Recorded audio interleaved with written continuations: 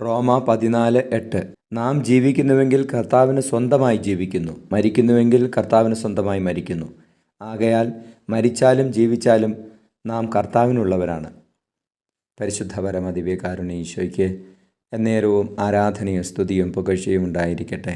ഈശോയെ സ്തുതി, ആരാധന. Hallelujah, hallelujah, hallelujah, hallelujah, hallelujah. ഈശോയെ, അങ്ങയുടെ സ്നേഹത്തെ ഓർത്ത് നന്ദി പറയുകയാണ്. ഈശോയെ, ഞങ്ങൾ ജീവിക്കുന്നുവെങ്കിൽ അങ്ങേക്ക് വേണ്ടി മാത്രമായി ജീവിക്കുവാൻ, ഞങ്ങളുടെ മരണം പോലും അങ്ങയെ മഹത്വപ്പെടുത്തുന്നതായി മാറുവാൻ ഞങ്ങളെ അനുഗ്രഹിക്കണമേ അപ്പ. ഒരു കാലത്ത് ഞങ്ങളെ തള്ളിക്കളയരുത്, എപ്പോഴും ഞങ്ങളെ അങ്ങയോട് ചേർത്ത് നിർത്തണമേ. ഈശോയെ, അങ്ങയോട് ചേർന്ന് നിൽക്കുന്നതാണ് ഞങ്ങളുടെ ബലം, അങ്ങനെയുള്ള വിശ്വാസമാണ് ഞങ്ങളുടെ ശക്തി, അങ്ങയുടെ സ്നേഹമാണ് ഞങ്ങളുടെ കരുത്ത്. ഞങ്ങളെ അനുഗ്രഹിക്കണമേ.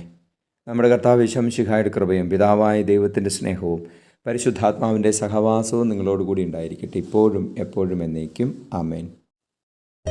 കർത്താവേ, കർത്താവേ, കരയിപ്പിക്കല്ലേ നീ. മനമുരുകുന്നു മെഴുതിരി പോലെ, കാണുന്നില്ലേ നീ. മനമുരുകുന്നു മെഴുതിരി പോലെ, കാണുന്നില്ലേ നീ.